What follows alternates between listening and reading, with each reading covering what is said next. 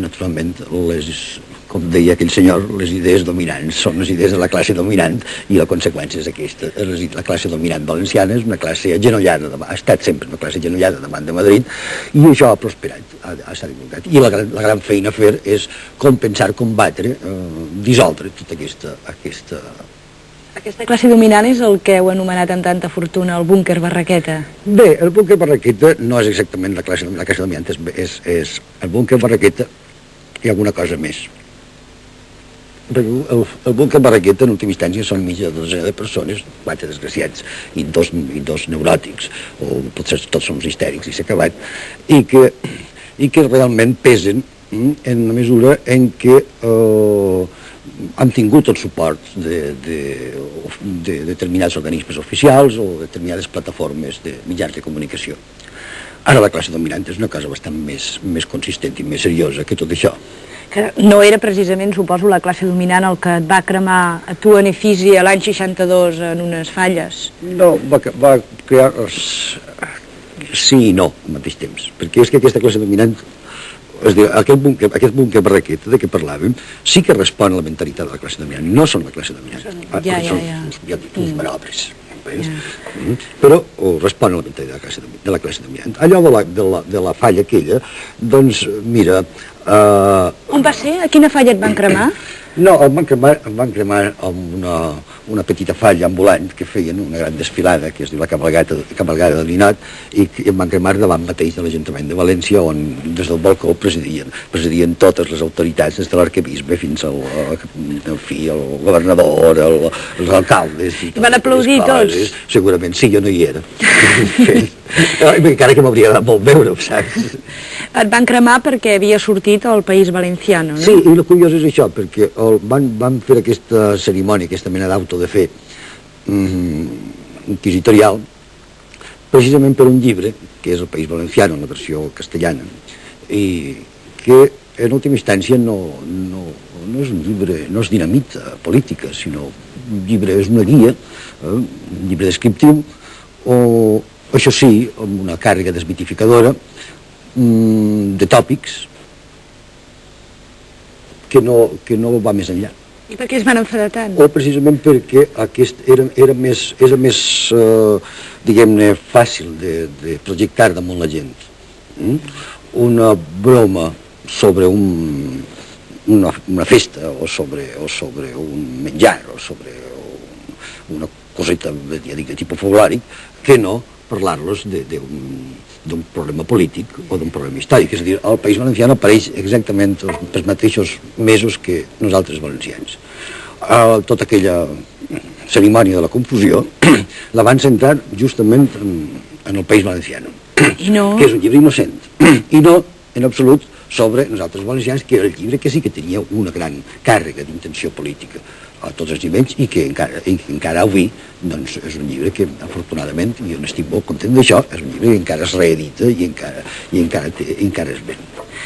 Malgrat els resultats a les eleccions al País Valencià, malgrat que em sembla que hi ha hagut pintades, han pintat a la façana de casa teva aquest estiu, els ultres, tu mantens esperança de que els valencians recuperaran la seva identitat? Sí, jo no solament mantinc l'esperança, si no la mantingués ja hauríem plegat, perquè seria lluitar de la desesperada i aquest esperit, diguem-ne, numantir, o per dir-ho més valencianament, saguntir, doncs no és una cosa que anés amb el meu caràcter, no? Però sí, i a més el diré una altra cosa, és a dir, hi ha hagut un bon resultat, és a dir, el treball no ha estat no solament el meu, sinó també de molta més gent, que és clar, no s'ha de centrar tot en la meva persona, ni de bon tros, sinó tot el que s'ha fet des dels darrers 15 anys ha donat un gran resultat positiu. Jo crec que sense tot aquest esforç d'aclarir idees, de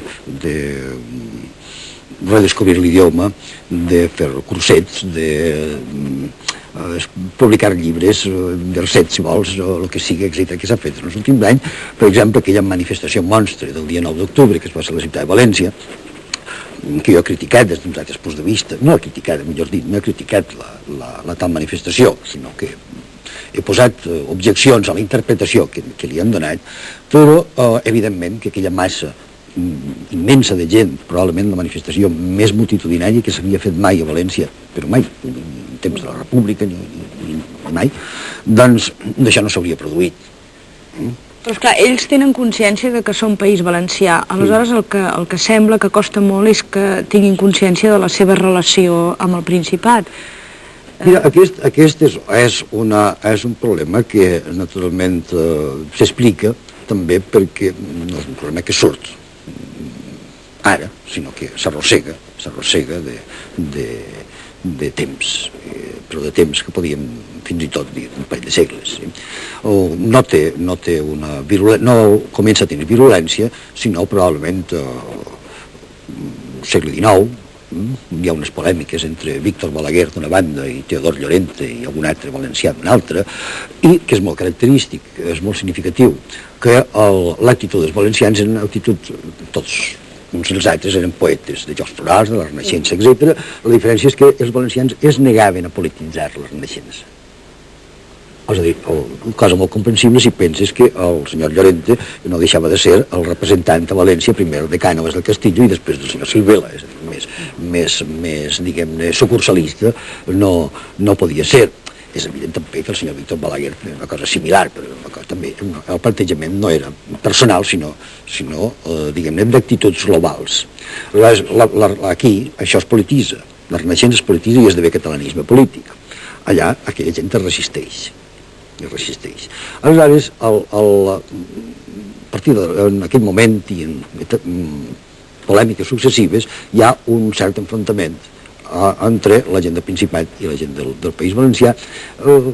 Sempre suposo jo que arrossega aquella cosa tipus etnogràfic, que els pobles veïns sempre malparlen els uns dels altres i totes aquestes coses, i valencià i home de bé no pot ser, i català si no te l'ha feta te la farà, i totes aquestes bromes. Doncs sí, mira, però tot això va lligar també amb un amor propi local, un patriotisme local comprensible fins a un cert punt, però en fi, desenfrenat, i que és allò de que el nom de la llengua no volem que es digui català, s'ha de dir valencià i coses similars. Clar, tot això no és la mateixa llengua, i d'aquí el segon pas és dir que no és la mateixa llengua i coses per l'estil. És clar, tot això té una possibilitat, tenia una possibilitat i la té evidentment de correcció, que és que funciona a l'escola, tu. I que la gent sàpiga llegir i escriure és un problema de cultura, no és un altre problema. I efectivament, a mesura que aquestes qüestions han estat clarificades a base de llibres, de conferències, d'opuscles, d'articles de diari, d'on siga, doncs s'ha anat guanyant terreny, això és evident. És a dir, que avui doncs continua havent, naturalment, i per això estan tan exasperats aquesta gent, continua havent valencians que diuen no a aquesta cosa.